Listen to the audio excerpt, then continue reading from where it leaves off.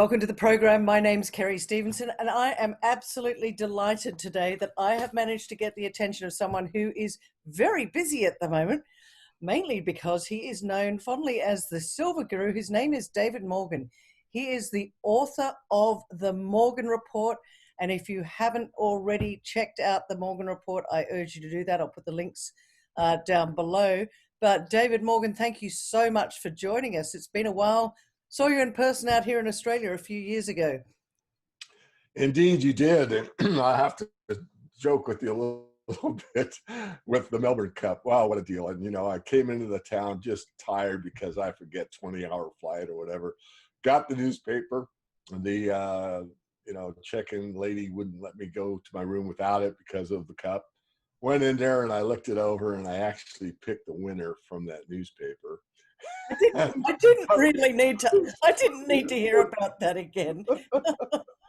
So anyway, let's go. Ladies and gentlemen, I'm just going to point one thing out.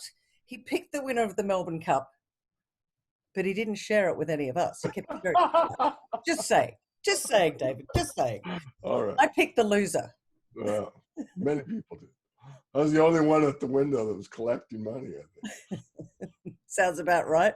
Hey, David, let's start with you. Let's start with your background and how you got so interested in, and mainly the silver market. You do a lot of commentary on silver. I know you cover other metals as well, but let's start with your background. Sure. I'll try to be brief. I basically, for whatever reason, was sort of born with just almost an obsession about money and finance and how it worked and what, I perceived at a very young age it was money that made the world go round. And so I was interested in, why that was and how and all those questions. So I wanted to pursue a career in that field, and basically didn't initially. I began a career in aircraft, as you know, but I was always working in the markets. In fact, I started investing in the stock market when I was 16, which is quote unquote illegal. My dad signed a Uniform Gift of Minors Act, which allows your parent to say, yes, my son or daughter can invest in the stock market. So that's a waiver. And so that was where my heart was. So as things went on, even though I was working in the aircraft industry, I was trading futures, looking at the stock market, still pretty obsessed about it. So I learned about the basics of money at a very early age and found out the fractional reserve banking system was basically a fraud. And of course, in those days, being 18, 19, 20 years of age and saying that to anybody was verboten. I mean, you were taken as a complete crank. So I pretty much kept that to myself, but I knew it was true. Now, David, sorry to interrupt you, but for those out there that don't understand, I just want to cover this a little bit. Sure. Fractional reserve banking. I understand it's, they loan out more, but can you just put it in a nice, concise way so that those people, because the majority don't understand what fractional reserve banking is? Yeah, and I think the best thing to do on any of these things that you don't understand is to just, go to a search engine and type in the term and read on it and educate yourself, because, even though I can explain it, it might not be to your satisfaction. And, the basis of all power comes from knowledge, and then it's applied knowledge is wisdom. So basically, it's a fraud because we're taught you can't get something for nothing, and really you can. When the bank takes in a deposit of $1,000, it can basically lend out 10 times that amount. That's fractional reserve banking. The law says it. You can't do it privately, be counterfeiting, but in banking, it's protected by the governments of every nation. And you can take in a certain amount and just keep that as your reserve and lend basically 10 times that amount. That's what fractional reserve banking is. So anyway, what I learned was that all these fiat systems based on a non-truth, that you can create something for nothing, you can print wealth, that you can create it from thin air, fails eventually. And that gold was usually the go-to standard. So I knew about that, and I started to, by serendipity, luck, divine intervention, take your pick, I don't know. I'm sitting in a truck doing engine runs with the test pilots in my aircraft career, and the chief structural test pilot whips out this newsletter. I hadn't even heard the term newsletter, and starts reading all this financial stuff to the other pilot. And I'm in the back seat as the engineer listening to all this. Well, this is fascinating. This is, unbelievable. And so I started to investigate newsletters and how do you get, who writes them, where do you get them, how do you subscribe, and all that stuff. So I basically became a newsletter junkie, but most of them in those days were alternative thinkers, thought outside the box, and were pretty much pro gold. Not all of them, but a lot. And so I started really gathering in that information. In those days, there was no internet, no cell phones. It was all by snail mail. And how these guys got the inside track, I'm really not sure. Some probably had sources in, the White House or, Congress or other places, big banks, big brokerage houses. But it was really valuable information. So having all of that background, when the gold market started to take off, I got pretty, actually for my age and financial abilities, very involved. Gold peaked on my 27th birthday. I did sell some at 700, not the exact peak. And then as things fell back down and kind of went back to what I guess you could call normal, I started to look at why did silver outperform gold? Silver really went, and why did the hunts, get into silver? Why didn't they get into gold? Although they were into gold, especially in the gold mining shares, but they primarily dominated the silver market, as most people know, if they're involved in the silver market, which is a very small community.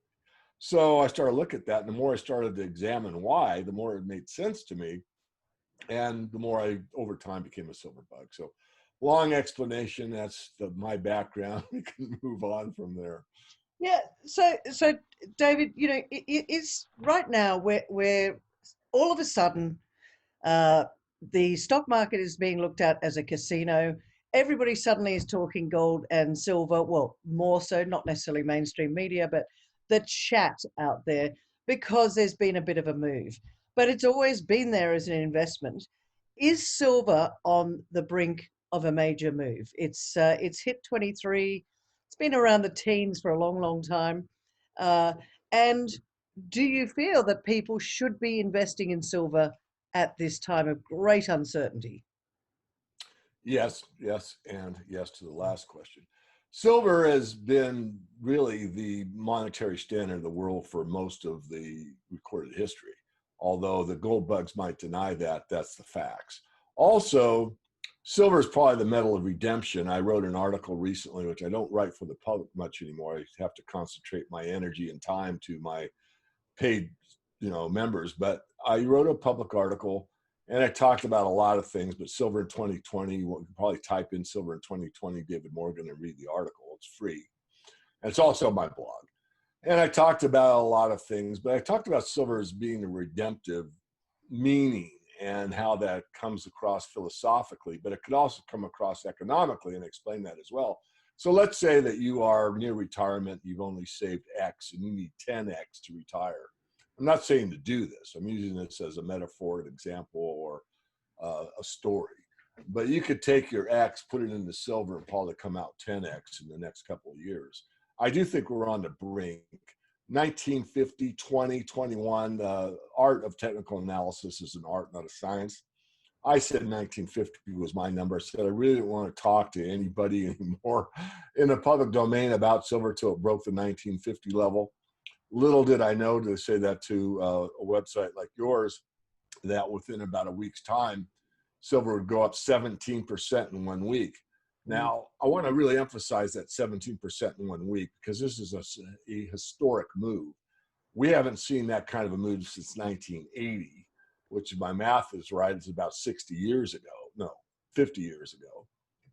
And so we are looking at something that only took place during the Hunt brothers, where we saw a 17% move in silver in a week's time. So I do think we're on the brink of something big. And I just changed my opinion for my paid members, which I'm happy to say publicly for the first time. And that is, first of all, I'm not sure. So, David said, yes, I'm going to say it, but doesn't mean that it's going to happen. I think I've said up until this really recent time, the 17% move, that I thought the next bull market would be a 2-year, 3-year affair, perhaps even 4. And it could still be that. But because we've gotten such big moves, I think that it could be a big move into the US election. So we might see something like, as an example, I'm not saying it's going to hit these targets. I want to give you the idea, but we could see where we are now. I could see a doubling or tripling, maybe even up to the election. Then it might carry through past the election. Then we might get a huge washout where the market comes down by half. So it goes from X to 3X, and then it drops by 1.5X. And so now you're back down to where it was several months before in a matter of 4 trading days, and everybody's disheartened again and can't believe it. Then it starts to build a base at that higher level, which is much lower than it had been just weeks before. And it builds and it builds and it builds, and it kind of tires people out. And then all of a sudden, out of nowhere, like just now, it takes off again. And that time, it takes off and really goes and goes and goes and goes. So I call that a double parabolic. We're starting a parabolic move right now. It's just starting. Well, it may be ending. I don't know, but it's definitely parabolic. I think it's got a little more to go, and it'll consolidate. And as I said, I think if you're going to look at it from a long-term perspective and look at a monthly chart or even a weekly, it'll show pretty much a parabolic move probably for a few months now. I don't know if that's certain, but I want people to get in now if they're hesitant. I think if you're able to buy silver under $20 equivalent USD, so I'm not talking Aussie dollars or the yen or anything, the euro, I'm saying equivalent $20 United States, you're going to do well in the long run. Do you have to wait for a pullback to 20? No, you don't.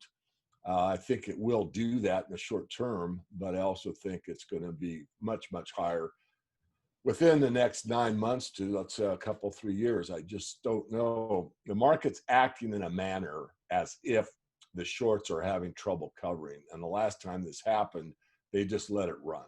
They move aside to put their hands in their pockets as a metaphor, meaning they're not willing to sell any paper anymore. They're just going to keep what they have and wait for the market to burn out. When enough retail buyers and professionals quit buying, then they come back in and then they short the market and drive it down really hard. What do you think has, David, what do you think has been the catalyst for this current, as you say, this 17% move? Excuse me. Is it the great uncertainty, or, what is it? What do you think's going on? Yeah, well, that gets into why, and I really don't know. I think your take on it's as good as anyone's. I know part of the why isn't intent. It's like the why is because there's a lot of physical buying. I mean, there's been these humongous moves into the silver SLV and other ETFs, exchange traded funds and notes and holding companies. And there's a rumor that Sprott's going to buy, I don't know, $1.5 billion worth of silver. And I'm sure there's hedge fund managers that are in there. And then this gentleman from Guggenheim, who's their chief investment officer. I really like the guy. I've never met him, probably never will. But Scott Maynard, I hope I'm pronouncing his name correctly. He talked to Bloomberg at Davos and said his number one go-to investment or sure bet. That's my words, not his. But I forget the exact terminology. But basically, what's your go-to investment for 2020? He said silver. Kind of blew the Bloomberg financial writer away. He said, silver, well, why not gold? It's just because gold is near its top. Silver is 60% undervalued. Then the writer asked him, the Bloomberg guy asked him a very important question. He said, do you think that silver could do what he basically was saying what palladium has done? Yeah. And Mr. Maynard said, yes, I do think that could happen, which means a parabolic move to a very high price. So, I think we're going to get, I'm almost certain we're going to get there, but just because I believe it doesn't mean you have to. But I want to circle back one more part of the question, and that was, why it was so important, earlier on. And, being on a silver standard, it's hard to believe how well that the establishment can control the mindset of the human being. Yeah. Because if you didn't own silver, you didn't have any money. In other words, it wasn't, even in the early 40s, if you didn't have silver in your pocket, you had nothing. You had no money. And you could go from that, a couple generations to now where people believe silver is only an industrial commodity. And this is done basically through mental propaganda where you're taught that, it's an industrial commodity. It's not money. Gold's a barbarous relic. It's only, it's passe. It's all about the new currency system. It's about how we know what we're doing and you don't, and leave the financial system to us because you're too stupid to understand it, which no, it's really not that hard, and on it goes. So really, if people understood what real wealth is and the difference between money and currency, and they were taught that, we'd have a whole different situation than we have right now. But they're not. They're deliberately, the whole thing about banking is obfuscated. Even I have a finance degree. And even in finance, they will tell you about factories or banking, but they don't make a big deal about it. And they certainly don't tell you how the power is held within a very small part of the banking system, and how there's a hierarchy. Yeah, I mean, there's a chapter about, not a whole chapter about the BIS, but it's just mentioned. The Bank of International Settlements is probably 2 paragraphs, and my finance book was like that thick. Wow. So and that's deliberate because the people that write the finance books for the, an advanced degree like me, which is an MS, and I'm not trying to say, believe me, I'm not even that pro college anymore. I used to be, but anyway, I'm off track. Coming back on track, it's deliberate.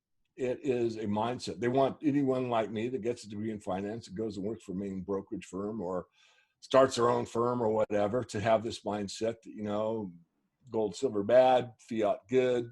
We are the establishment. Stock market only goes up. Land's a great thing as long as you put a big fat mortgage on it. We get our fees, and on it goes. What do you think's changing the narrative right now then, David? I mean, because I completely agree with you.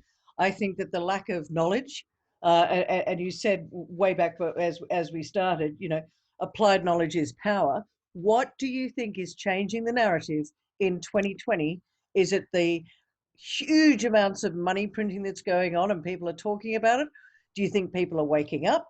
Or do you think that this is just a it will change eventually, Kerry? It just has to, or is what's going on? I just don't Well, you understand. said it. I think you hit it. I think it's, I like things that are simple and elegant. I like Occam's razor, the most simplistic and verifiable or nearly verifiable one is usually true. It's one of those things that I don't know a good metaphor, but you whack somebody on the head lightly, you don't get their attention. You hit them a little harder, and they might move a little bit. You hit them even harder, and they might startle awake for just a few moments, and then they're still back asleep. But you get a 2x4 and then whack them on the head, they wake up. What are you doing? And that's sort of this money printing thing. We print and print and print, and those that are awake see it and talk and squawk and moan and groan, and nothing happens. Then they print some more, and there's a few more people wake up.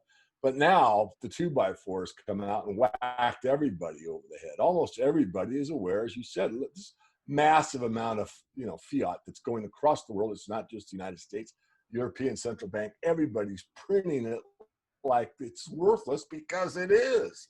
And I think that's starting to wake up even the sleepiest. I mean, a first grader can understand that you can't print your way out of this mess.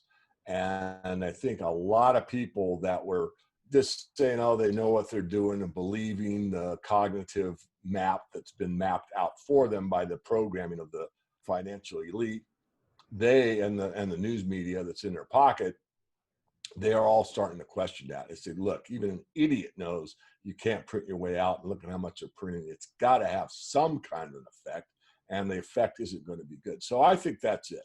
I think enough people have got whacked over the head enough and see that now this printing is out of control, which means an out of control or an uncontrolled economy at some point. And this is where the food crisis that we're going to be experiencing, are really in the beginning of, is going to wake people up even more, because they may not know economics. They could care less about you or I. They're never going to see this video. But when they go to buy food and the prices keep going up and up and up, they're going to get scared, and they're going to buy more food because they know the next time they go to the store, it's going to cost even more. And then those that have saved something are going to start looking, and the gold market's going to be going higher. The silver market's going to be going higher.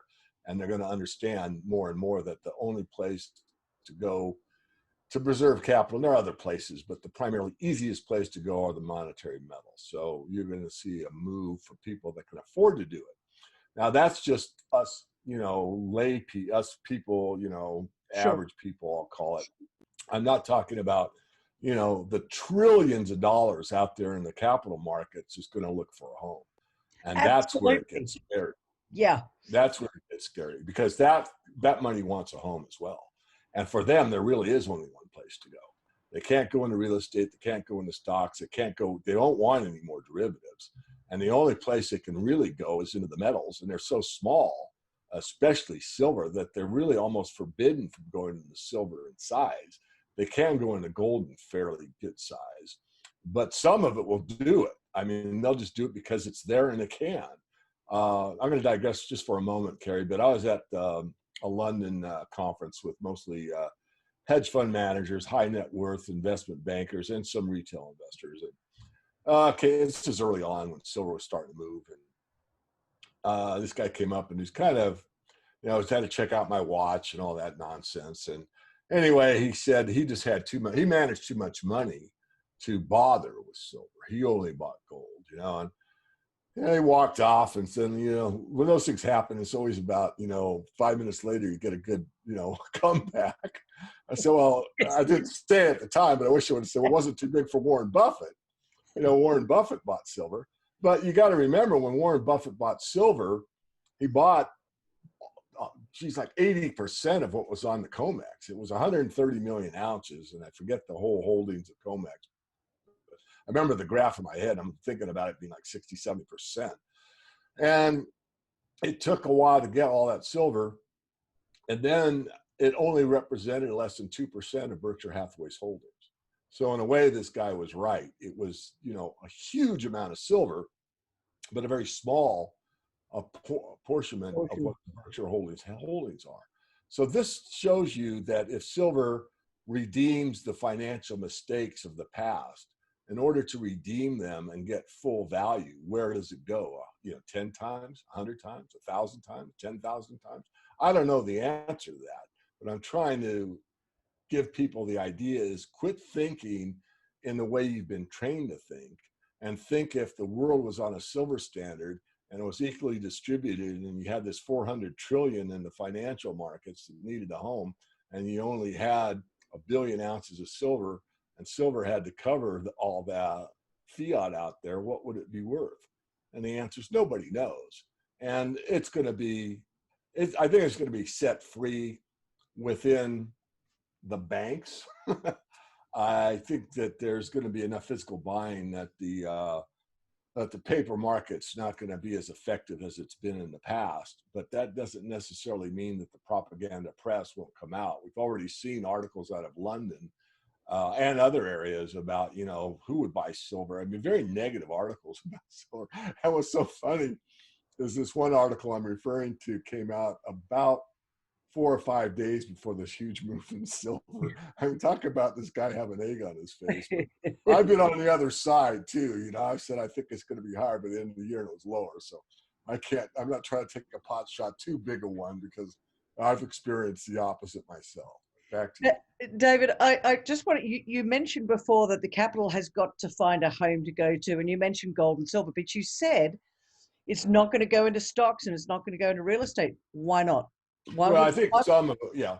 Why not is because everything with, well, first of all, the stocks, I could be wrong. I mean, it's more likely to go to the stock market. Here's why. If we go into a inflationary depression, if you look at Venezuela or Argentina or the Weimar Republic or any of these less advanced markets that have a hyperinflation, you'll see their stock markets go parabolic. They go straight up, basically. And the reason for that is it's better to be in stocks than it is to be in the bank. But it doesn't really cover the loss of purchasing power. It helps, but it doesn't cover it. The only thing that covers it in any of those scenarios I just outlined is the precious metals. So some could go into the stock market, especially if they just keep printing as they have been. It needs a home. Stocks are easy, and that could happen. So I probably misspoke that a little. So thanks for the feedback. Real estate, I think, with what's going on with this situation with this pandemic, is very difficult. Commercial real estate is really starting to falter. Even residential commercial, apartments and skyscrapers. I see a big exodus out of major cities due to these riots that are taking place. And there is, in my view, a real big shift that's going to take most of your more classic real estate investments down, down, and down. And the one place I would be interested in real estate are in rural areas that have the ability, especially to farm on your own. Those things are going to double and double again, and maybe double one more time after that. So there are certain sectors of real estate, but real estate as a whole, where you get all this leverage by borrowing money, getting a mortgage, the inflation's rate is greater than your mortgage interest rate, the property is paid for by your tenants, and all that stuff that so many real estates are so happy to have done. And I'm not putting them down. I mean, that was the case. Yep. I'm just stating the facts.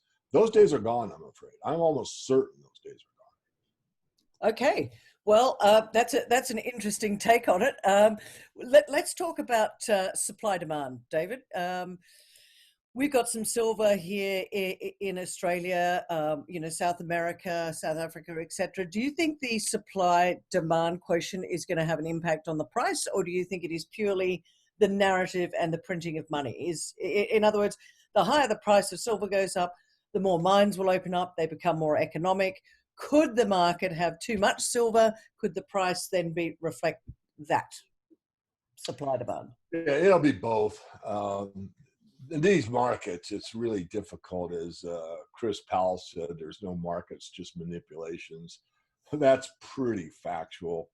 We're in a situation where, as you said, the rhetoric and the buying frenzy will take hold, but there still has to be supply. And that's where I think there's going to be a very interesting inflection point in silver, because some of the more advanced companies that need silver for production, like Samsung, as an example, buy directly from the mine. That's a rare case.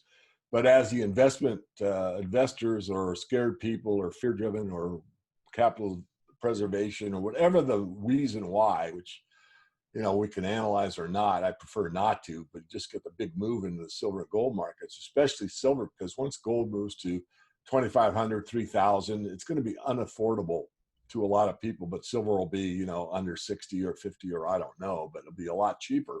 And then people, if they do just a cursory read, will discover that silver is actually less obtainable.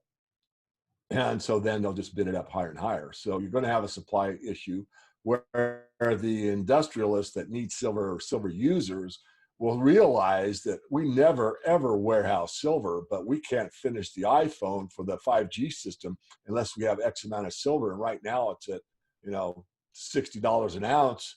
We better buy this much to finish out our 5G iPhone. And they go into the market. Well, once that happens, then Mitsubishi says, you know what, we need this much silver. And all of a sudden now you get kind of a bidding war between those that have to have it to produce a product and the investors that want it for capital preservation and capital appreciation. So I think silver's got more dynamics to it than gold will, and that the delta between the two for what the gold silver ratio is will continue to favor silver, where we could get back down to what I call the classic ratio, which is like 16-1, where if you put the same amount of money in the silver that you would have put in the gold, you'll actually outperform. The only thing I really have to say, Kerry, from my integrity is, unfortunately, I think we're going to see a spike in both gold and silver.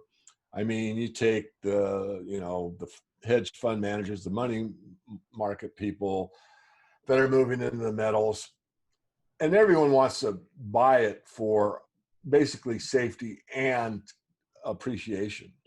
So there's already in their mindset a built-in sell. There's either trade it for a house, trade it for, paid off real estate. And if I had digressed one more step, and I'm sorry, my comments about real estate stand, I wouldn't change a word, but what I would say is, going back to real estate, is if you have fully paid for real estate and you're collecting rent, great. I think that's a good place to be. However, a quick example, I have a friend in Canada that has about a $7 million real estate empire, $5 million in equity. He's not getting paid rent. So he's starting to have a little trouble paying his mortgage to the bank, even though his mortgage, his renters covered it easily. And so he wanted to borrow about $500,000 on that, and he couldn't get a loan. So that's my part about real estate, is anything that's leveraged now, you've got to be very, very careful about. So let me come back to the silver market. So you'll just see that carry through. And buying begets buying. You know, you're at the cocktail party. Remember when someone was 23? I listened to that Kerry interview. I thought the guy was nuts, but you know what?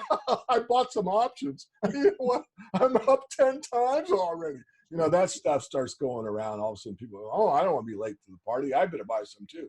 And that's why I cautioned at the beginning of the interview that perhaps we might see an acceleration earlier than I had anticipated. And then a pullback. Look, David, for those people out there, because look, for a lot of people, they don't understand silver or gold. You know, they're used to what I call the funny money, which is the paper stuff that you stick in the bank and you lose your purchasing power, which is what I bang on about all the time. All of you listeners out there know I'm constantly going on about protect and grow your wealth.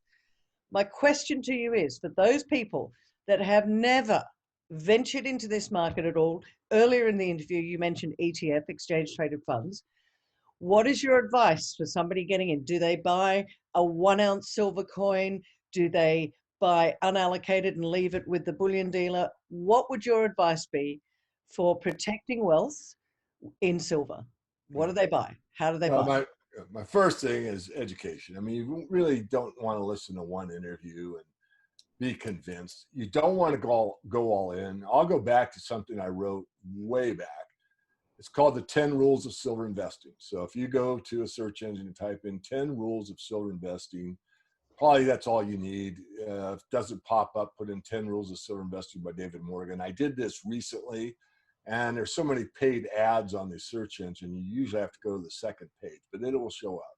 When you see 10 Rules of Silver Investing, David Morgan, you'll click it. I go through basically all of those questions in greater detail, but basically you should start with the real metal first. You should start small. You should get familiar with it. So if you got X that you want to put into silver, put in 1/10 X. See how you're treated. See what it looks like. Feel it.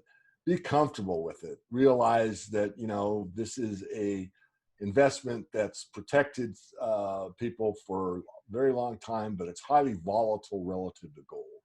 And you've got to be aware of that. I think all people that need to protect wealth, if they can afford to, should own both metals. But I also want to be consistent. I think there'll be a time where a lot of people that have lived paycheck to paycheck simply cannot afford gold at some point, and they're going to want to protect themselves. So they really only have one choice at that point. And then the last thing about silver I forgot to mention was that I think it's going to go up and come down. I said spike and then finish it off to real estate. And in the palladium market, it went straight up in its parabolic move and it stayed there. So it's like a reverse L, you know, it's whatever. It's like a half a T. And the reason for that is it's industrial demand driven only. I mean, there's very little investment demand for palladium. So if silver were in that case, where all these Mitsubishis and Samsungs and everybody else I mentioned needed it so badly, and it was so scarce that they had to buy it, you could see silver do that. But we don't have that. What we have is about 60% of the market, which is more than half, in that situation where it's needed, absolutely essential, no substitution available, silver only, but that's only 60% of the market. If it was 96% of the market, then you might see silver spike and continue on that high price. But since the other part of the market is either silverware, jewelry, or investment, you're going to have those factors that could drive down the price because people want to profit one way or another. They may not want to profit in fiat. They may, like I said, make a deal with somebody that's got paid for real estate and say, hey, I'm going to give you X amount of silver. I want your real estate. I want the silver. Let's make a deal. That type of thing. David, it's been an absolute pleasure chatting to you. Before we go, we've got to wrap this up. Any last comments about what's going on with? I mean, it's been fantastic. I love what you're saying. And in fact, you said to people, it will be going up, stronger price, but it could pull back, and that's the time that people need to have a look at it as well. So keep your eye on it. Don't go all in. Go and make sure that you look at David's 10 rules of silver investing before you just jump in, because I know a lot of you listening to this have never invested in silver. So as David rightly said earlier in the interview, do your own research. As I always say, be resourceful, get educated. David, final comments from you, sir. All right. Well, I'm going to toot my own horn. First of all, you can find me at themorganreport.com and get on our free newsletter. I urge everybody to do that. I do a weekly perspective, like to comment on the financial news and then, put it right in your face. Usually I do a video so you can see it came from Reuters or Bloomberg or maybe one of these off-key type of websites, but I verify it all. And then on final closing words, when I wrote the 10 Rules of Silver Investing, the first rule goes something like this. No one wants to be a prophet of doom, but in the case that there is a financial collapse, silver will be the money of last resort, not gold, because silver will be able to buy everyday purchases where gold's value will be too large to carry out that.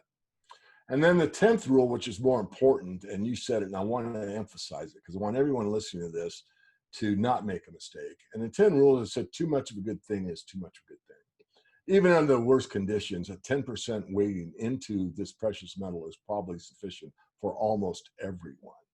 You don't really want to overload in anything. And I got to add one thing, Carrie. I got a consultation a few years ago. I'm probably like 8 or 9. Wonderful, well-heeled gentleman from Australia. And he'd listened to somebody on the net about the merits of silver.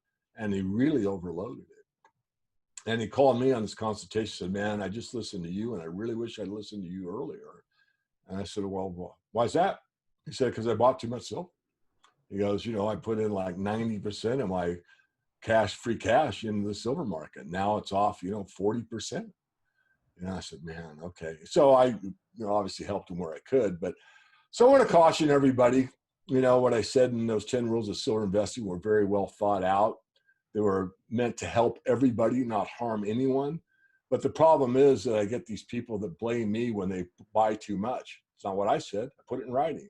Or buy it all at one time. It's not what I said. I said to do the opposite of that. Or you said this. And no, I didn't. So if you people that say they follow me and complain probably haven't. So I'm sorry if I ranted, but I want to get that off my chest because, I'm a pretty solid human being. You know me better than most, Carrie, and you know what I'm really made of. And for people to go out there and take these pot shots out there that have no clue of walking in my shoes of what I've been through in my life, which I'm not going to get into, it's private and I don't want to talk about it. But to sit there and take these pot shots because they heard one interview and decided to go all in, you're not being very wise. You're not using knowledge, and you're certainly not studying these 10 rules that I wrote years ago for everyone's benefit that probably take about 4 minutes to read, but maybe a lifetime to understand. I'm done. I love that as a close, ladies and gentlemen, because you know what I always say. I'm always talking about this. Hedge and diversify. As David just said, don't go all in silver. And I will say back to you, David, there's always going to be people taking pot shots because do you know what? We step above the parapet. We have an opinion and we try and help and educate people. And when you do that, those people that don't listen and don't properly educate themselves will always take pot shots because they're deeply unhappy people. That's all I'll say about that, ladies and gentlemen. But Okay. make sure you go to the morganreport.com, subscribe to David's newsletter.